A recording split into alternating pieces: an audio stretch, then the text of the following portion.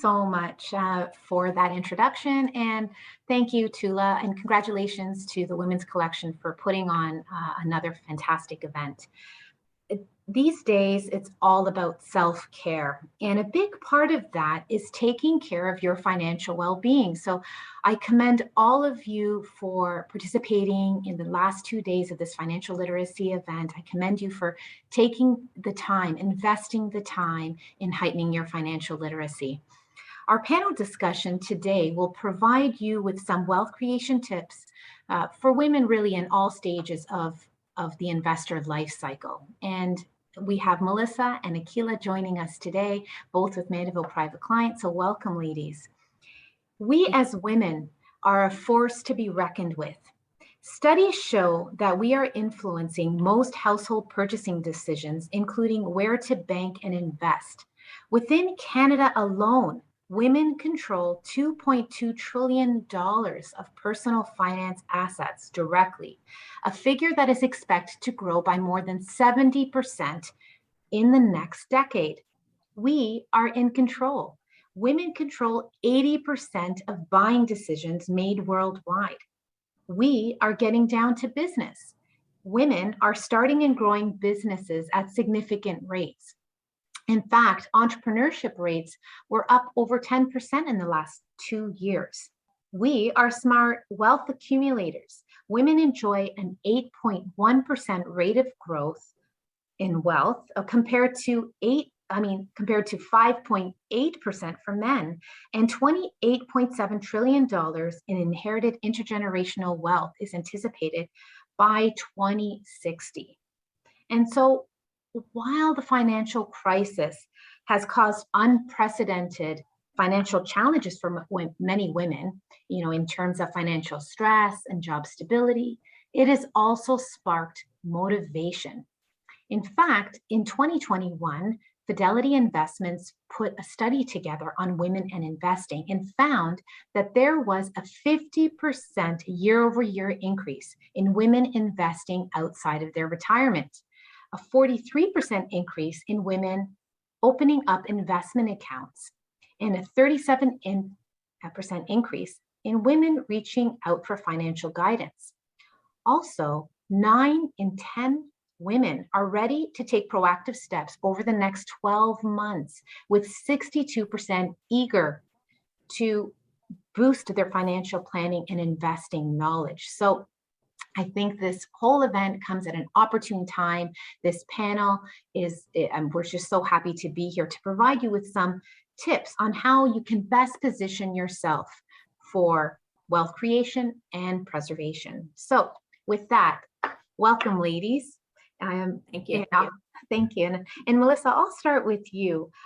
So it's great to see that women are eager to get going and eager to position themselves for success. So in your view, how should women get comfortable with and knowledgeable about investing? A great question. I specialize in women, especially divorced women. And I can tell you that I do a lot. I haven't since COVID, but a lot of women's only investment seminars. The key is that you need to find an advisor that not only will invest with you, but will actually teach you and help you to build a framework so that you understand what you're doing. You need to find an advisor that understands how women think. You know, that book, it's old now, but Women Are from Venus, Men Are from Mars. It's true in all aspects, and investing too. And the perfect, really quick example is a tax refund check that you weren't expecting. A man gets a tax refund check and he's like, oh, okay, what can I spend it on? Golf clubs, a Porsche, let's see. Whereas when a woman gets a tax refund check, she's like, what debt can I pay down? Can I pay down the mortgage? Can I do this for the kids' schools? Can I do this? And maybe she'll spend a little bit of it. So to find somebody that's aligned with how you think, divorced women go through a lot generally, and it's definitely changing. But it used to be that, the men took care of the finances, and these women found themselves, which is how I got into that really specialized area, not knowing what to do. And so to teach them. And so to have an advisor possibly that's even divorced, as I am, where they've been through the stages and they know how to guide you. But I'd say the number one thing is your gut, which means trust that advisor. Talk to as many as you want. Really feel a trust and an alignment. Excellent. Thank you so much for those insights. And when it comes to divorcees, actually the statistics show that 70% of women actually after a divorce or after the death of their spouse, they fire their financial advisor. So Akilah, like why is this happening? Yeah, thanks, Diana, for that question. The stat really stuck out to me, and unfortunately, I think back 6, 7 years when I joined the industry, and I was going on meetings with other senior consultants and trying to get a sense of how they run meetings and what to do. And I was frankly really taken aback at what I saw as pretty much a dismissal of women in meetings, this overriding bias that somehow they didn't want to be really engaged or definitely didn't really want to make investment specific decisions. And I wouldn't say this was done out of malice, but just this overriding bias. And I remember making kind of a point to myself, like, okay, this is not how I am going to run it. And I'm really excited to see more and more women join the industry because I think we can be the change makers in making sure that no matter what sex or gender identity somebody is at the meeting, they are engaged, they are important, their input is important. And so thinking of somebody going through a divorce, yeah, you're going through a big change, a dramatic shift in your life. Of course, you're going to, at this point, want somebody who you trust, who values your input, who takes your decisions seriously. And you're forced now at this point to step up to the table and make those decisions for yourself. So I think it makes a great deal of sense at this point to seek out your own advisor and work with somebody who understands that you are probably more of a planner. And it's not just about investments, it's about really having a solid financial plan and making sure that maybe some of the joint goals you had before, now what does your vision look like for just you, or is it you and your kids? And making sure that you can map out that and still achieve the lifestyle and different things that you wanted for yourself now. Right. And I agree with you. Absolutely. Knowledge is power. And I think that as women become heighten their financial literacy, then I believe with that comes more confidence. And the more confidence you have, then you're more inclined to engage in the conversation. So I think that's really key. I agree with that. And, I say to some people, because I feel there's even more of a pressure that I sense from women, especially professional women in a meeting, that they need to come ready and knowing every single thing. And I usually, to break the ice, I say, if I jumped into your job tomorrow, I wouldn't do well either. So, we're coming to each other on very equal footing. You are a professional in your field, but Right. that's events like this, the women's collection and all the information and material is out there. And Yes. it does take a little reading and to build that confidence and know what questions to come to a meeting ready to ask. What responses are you looking for? And how do you determine, like, is this a fit? Is this where I want to go? Is this who I want to invest with? Absolutely. And aligning yourself with an advisor who will take the time to really provide you with the tools that you need, the knowledge, the information, the articles, just, that flow of information. That's great. So moving on here, as women, we need to take several unique factors into account as we plot our financial future, such as, the likelihood that we won't be paid as highly as our male counterparts, possible career breaks to take care of family, higher healthcare costs, and the likelihood that, we tend to have a longer life expectancy than men. So let's explore different stages of the investor life cycle. And so living through the pandemic has made millennial women reevaluate the way they spend and save money. And so for millennial women who hadn't invested before, the pandemic has been a real wake-up call. So Akilah, I'm in my 30s. I'm married. I have a little one. I've got a baby on the way. We're kind of outgrowing our current house. So we'd love to just get a new home. We're currently with a robo-advisor, but life is getting a little bit more complicated. We're not really sure if that's going to, as life gets more complicated, if it's going to really suit our needs. So What advice do you have for us? Thanks, Diana. If I think back on, we're still in the midst of it, but I think the pandemic taught us many valuable yet tough lessons. The first being, that nothing in life is certain. And if we think of this in financial terms, that amplified the importance of an emergency fund for periods of job loss and any other unplanned expenditures. Sadly, I think it made us really face our own mortality too. In my own practice, I think the number of calls I got about life insurance and finally getting it done. Any estate planning lawyer that I know was booked solid, finally doing wills and updating and having those key estate planning discussions, which is good in a general sense, but this really forced us to really come to the table and do that. To you specifically, right? Growing family, your priorities are becoming very stretched. Free time is probably a concept that doesn't even exist anymore. And this is a stage. It's a stage where you take a step back and you begin to really assess what's important. How do you want to spend your time? And, after making dinner and putting the kids to bed, do you want to spend that extra half an hour or hour of brain functioning time selecting your own investments or planning out your family tax strategy? You may say yes to this question, but many people at this point are saying no. And they realize, again, you're juggling several goals at this point. You have the now expensive, generally, childcare. You're probably, feeling the pressure to start saving for your child's post-secondary education. Retirement seeming a lot closer. And how do you kind of fit in all those goals and really start working towards having a solid financial plan at this point? And, mapping out, again, a financial plan that goes way beyond selecting investments, right? This is something that's going to provide a sense of direction and paint a realistic picture of what's possible. You definitely want to have tax planning strategies in there. You want to be able to set a realistic retirement income goal and then work backwards on how much you need to save, how much you need to invest, what type of investments will, actually get you there. You've been married for a little while, you're in your second child, but sometimes I've still seen couples where things are very separate. And I would say at this stage too, if you're planning a joint retirement, it is definitely best to be on the same page if you're not already. And you can have one advisor, one plan that you're working towards together. I find that simplifies things and makes it a bit more realistic. Also, the tax strategies between spouses, it's really the time to look and see if there's anything that is appropriate to your situation. So we are in probably the most second frothiest housing market in the world. So I hear you on wanting a bigger home, but sometimes if you've already entered the market, great. If you have built up some equity, okay. So this is a question of figuring out price range, right? Getting a pre-approval at this point. If you sell this house, how much are we going to net? How much can we reasonably afford?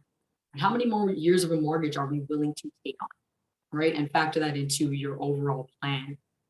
What I have had discussions with clients recently, if they had a smaller home, but there was space on the property to possibly expand or do renovations to increase the size or increase the best use of space. Why I say this is an option, one, we can all probably agree that our housing market has gone, very sky high. But in that, when you think of selling and buying again, you're thinking of real estate commissions, you're thinking of land transfer taxes, legal fees. And so if there's a possible way to avoid that, that would generally be, my advice. But if we definitely have, a second child on the way and space is we need more space. Again, set a goal. Let's work backwards from that goal of how much down payment we have going in, how much we need, and then set a cycle in a year timeline. So is it a 1-year goal, 2-year goal, 3-year goal? How much we need to save on a monthly basis, weekly basis, bi-weekly basis? Have all those payments automated into an account that hopefully earns something, but obviously not, too aggressive just based on the short time horizon when it comes to buying a property. So that's generally my advice for this age, is just get a plan really set in stone and try to work towards the different goals that you have. Excellent. And they say, start as early as possible, right? I mean, don't underestimate the power of compounding. Not at all. Not Right. at all. I usually have an example where, I show, saving $750 a month and, over 20 years, and that can get you to X goal. And the same if you wait till you only have 15 years or 10 years before retirement, and it generally goes up to about $2,500 a month that you have to save. Wow. So it's pretty cool. Because at that point, we're probably still not going to have double the cash flow. Right. Excellent. Well, thank you so much for that. So certainly, as life gets more complicated, working with a financial advisor really is key to help you navigate some of those complexities. So thank you so much for that. And so, Melissa, I'm aging here. I'm in my 40s. I have 2 kids. Life is whizzing by, both personally and professionally. I'm doing my best to raise my boys, manage household finances, fund college tuitions, pay down my mortgage, and tend to my demanding career. While I recognize the power of investing, I'm still keeping significant savings in cash and bank accounts, earning minimal interest. How can I best plan for potential needs later in life and better position myself for optimal wealth creation? Well, once again, good question. And I'm going to take Akilah's 30s and move it to the 40s just a little bit. So you're just entering now in your 40s. So that financial plan is critical. To have a clear and concise roadmap to retirement now, you're actually in that perfect stage. So in your 40s, you're 20 to 30 years, chances are, to retirement. And those are the critical years. Those are the years to build that portfolio. When I joined Mandeville, it was interesting. I had a call with Michael Leachin. And for those of you who don't know Michael, he's doing a session, I believe, with Diana and somebody else around 11 o'clock today. Please watch it. And if you can't watch it later because it's recorded. But it's the most fascinating man, I must say. I mean, he started as an IA 40 years ago, just like me, and here he is now a billionaire. And I remember asking him, I go, Michael, how'd you do it? Really? And he says to me, oh, it was easy. I followed a recipe. Recipe. I'm a cook, so I get recipes, but in wealth, I really didn't get it. And he says, yeah, you find your role model in wealth creation, whoever it may be, and you ask for their recipe and you follow it. And just like cooking, for those of you out there who cook, I love cooking shows. I watch Gordon Ramsay, and if I follow his recipe exactly, my picture is going to look like his picture. The difference is I'm allergic to cilantro. I can't use it in my recipe. So even though I want to follow it, I can't. Or there's an emotion that says, I don't want to do that. And it may still be good, but it's not going to be the same. And it's no different with money. It's no different with wealth creation. And at Mandeville, we have something that we call the investment needs. It's 5 investment needs. And it's part of that goal wealth creation framework. And it's the growth of the money. Of course, you want your money to grow. You also want to preserve the capital. I mean, there's no point to lose it. And maybe right now you don't need income. You're saving money. You just told me you've got savings. You don't need income, but you need to make sure that you can put that income in when you need it in 3, 5, 10, 15, 20 years, whatever it might be. And another great way, and all wealth creators do this, is leverage. And prudent leverage, ladies, not loan sharks, but to borrow money. Every wealth creator does that, whether it's terms in a business of 2%, 10, net 30, or net 60, or you use a line of credit, or you use margin in account carefully. Leverage is key to helping build for the future. And lastly is tax. I mean, it's really great if I make you all this money, but if you're going to give it all to CRA, how great is it? So to make sure you're in really good tax efficient investments that suit you. I will tell you that rule number 4, or need number 4 of leverage, is really the most helpful thing you can do for your future. We, in our team, we have an investment lending program that is hugely successful and very low risk. It is leveraged, so there's always risk. You have cash. You said you have all this cash in the bank. Well, it's probably making you nothing. So either give it to an advisor that can put it in a high interest savings account, or open a bank account at EQ online and get 1.25% on your cash. You should always have some emergency money around. Maximize your TFSAs. Number 1, just maximize that TFSA. Nothing will ever be taxed. Maximize your kids' RESPs. Why give up the government grant, your CESG grant? Would you throw away $500 a year? Well, that's what you're doing if you're not maximizing your TFS, your RESPs. To what Akilah was saying before, also really important are PACs, pre-authorized contributions. So if you wait to do an RSP contribution in February and you have to give them write me a check for $25,000 for your account, it hurts. It hurts a lot. But if you do a bi-weekly PAC or a monthly PAC of $1,000 or $2,000, you don't really feel it. Exactly. So it's an easier way to do it. You know, I'll just quickly, we build the wheel for clients that's all cut into pieces of pie that are all aspects of financial, even things we don't do, whether it's business succession planning, but we can guide you. But, you know, having that roadmap and having that financial plan is probably one of the best things you can do for yourself. And Akilah's right. The last thing you want to do at night is sit there and figure out your taxes and what you should be buying. And oh my God, that's what we're here for. But I use a very quick analogy of driving home from work. When you drive home from work, you know how to get home. I mean, you may use Waze for traffic, but let's face it, folks, you know how to get home. But a squirrel jumps out on the road as you're on the way. And you have to swerve the steering wheel because you're not going to run over the squirrel, at least not on purpose. So when you did that, you actually missed your turn to get home. So you're not lost. You're just going to figure a new roadmap, a new map. You may go forward, you may do a U-turn, whatever. You're still going to end up at home, just a different route. And that financial plan, that roadmap, that wheel that we build, all of these things is exactly that. Last year, things don't have to be bad to need money.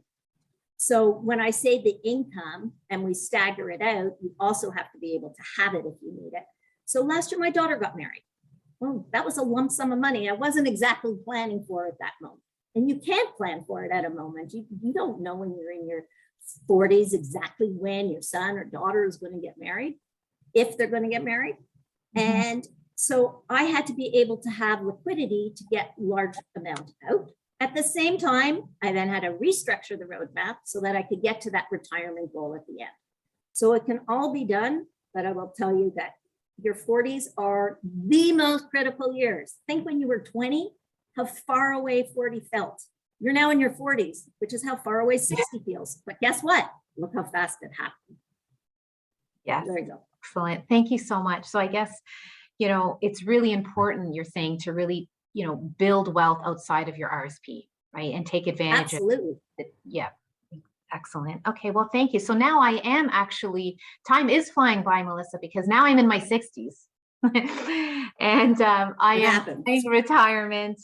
I'm excited to ramp up my travel time, pursue my hobbies, and maybe give back to my community. What advice do you have for me now when studies show that women, again, have a longer life expectancy? How can I best prepare? Well, if you've done all the things I just said you should do when you're 40, and some of the things that what Akilah said to do when you're in your 30s, you've been invested well and properly cared for with some wonderful female advisor, I hope. And this stage of your life should not be a surprise. It should be part of your overall plan. It's just the next stage. So now it just needs to be put into effect. You know, smart money usually starts with withdrawals from a TFSA. Okay, you want to save your RSP till, you know, convert it to your RIF at age 71 and start taking money at 72. If you can manage that, you want to do that and allow it to build. Your TFSA is 100% tax-free. It's efficient.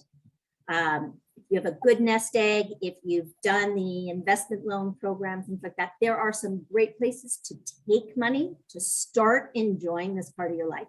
You have been working, you have been raising your family, you have been growing and saving and doing all these things for so many years, and now you're in your 60s, and you should be able to enjoy all those efforts. You shouldn't need to struggle here and worry. As I say to clients, there's lots of things to keep you up at night. Money with me should never be one of them. If that plan was done properly, go and take that trip. We have the money to do it. Go start, let the kids go away to school. Don't stay at home, go away, become your empty nester. Using drips and investments, helping to build things. You're gonna start to have grandchildren.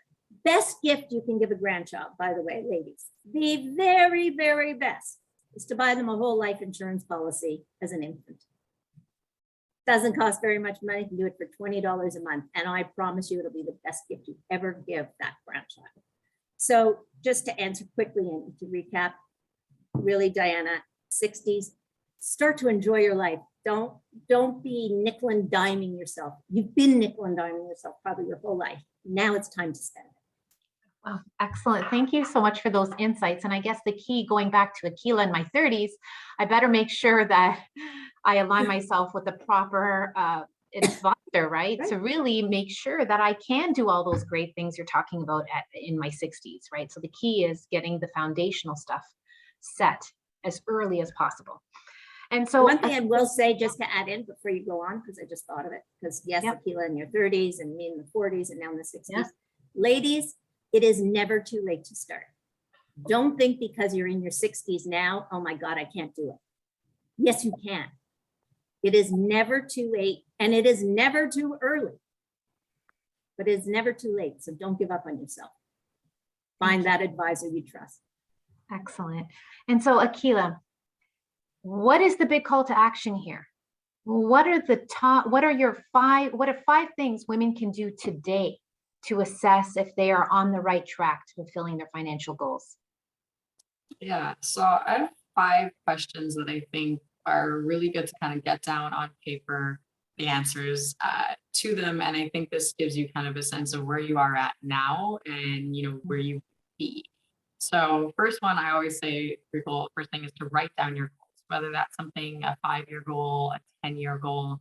And then what age do you want to retire in your mind? Like, what's your goal year? What's the income you want? And of course, sometimes the lifestyle, the understanding the lifestyle you want in retirement will come first, and then you'll probably be able to figure out what income is necessary for that. Second thing, do you have a budget now? Can you reasonably write down what you're spending now, what's coming into your account? How are you spending more than you earn? Hopefully not. What's your surplus on a monthly basis? And how much of that are you just willing to say, you know what, that's going towards my goals, future me? What is that number? What can you do on a monthly basis? Third thing, calculate your net worth, right? Is it positive or negative? Is it decreasing? Is it increasing? Hopefully.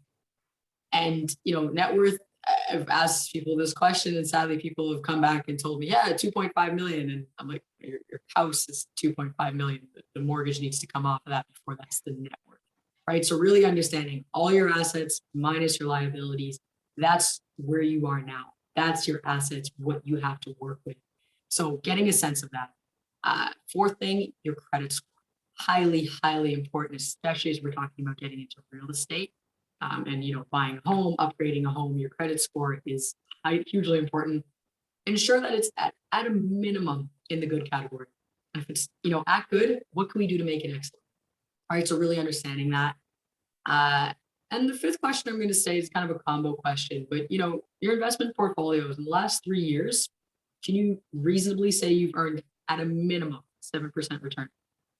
Do you have a family tax strategy in place when it comes to the way you manage your investments, the way you manage your household budget? Those are my top 5 calls to action for you to sit down, write those out, ask yourself those questions, and get a sense of where you are. And then, of course, with the goals, where you want to go. Excellent. Thank you. That's an excellent answer. So my last question here, in your view, what do you believe are the top 3 things women should look for when selecting an investment advisor? And so let's start with you, Melissa, and then we'll go to Akilah. Okay. So someone that listens to you, especially if you're new to investing, someone that'll almost mentor you by teaching while you're investing. Back to that trust. Trust is truly the number 1 thing you have to have. I'd say the second thing is someone who understands your lifestyle and needs, not someone that says, this is what I do, this is what you're going to do, this is what all my clients do. You're not going to fit into their box. They're going to make a box that fits you. You don't want to put a square peg in a round hole. And third, someone that can dynamically change with your needs. wants and life changes, just like I was saying, driving home, and things, people get sick, people get married, all kinds of things change. So you need somebody who can dynamically change with you and then get you back. So those would be my top three. Thank you. Excellent. And Akilah, Yeah, so your my top three. things, first off would be credential.